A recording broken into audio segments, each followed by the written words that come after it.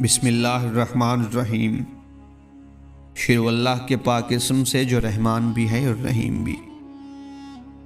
امام علی علیہ السلام نے فرمایا، انسان کی زبان کا وزن بہت ہی ہلکا ہوتا ہے، لیکن کم لوگ اس وزن کو سنبھال پاتے ہیں۔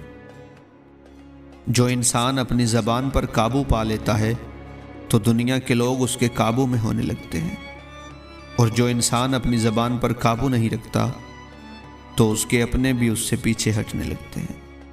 آپ علیہ السلام نے فرمایا، تم قیامت کے دن سب سے بدترین اس شخص کو پاؤ گے جو دوغلا ہوگا، ادھر لوگوں سے کچھ بات کرتا ہو اور ادھر لوگوں سے کچھ بات کرتا ہو۔ آپ علیہ السلام نے فرمایا، انسان پر سب سے زیادہ پریشانیاں اس کی زبان کی وجہ سے آتی ہیں۔ آپ علیہ السلام نے فرمایا، زبان ایک درندے کی مثل ہے، اگر تم اسے کھلا چھوڑ دو تو یہ کاٹ کھائے گی۔ آپ علیہ السلام نے فرمایا، جس کی عقل کامل ہو جاتی ہے تو اس کی گفتگو میں کمی آ جاتی ہے۔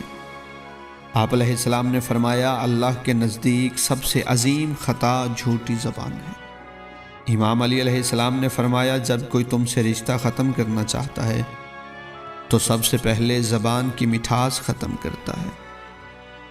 خداوند عالم سے دعا ہے کہ وہ ہم سب کو نیک اعمال کی توفیق عطا فرمائے۔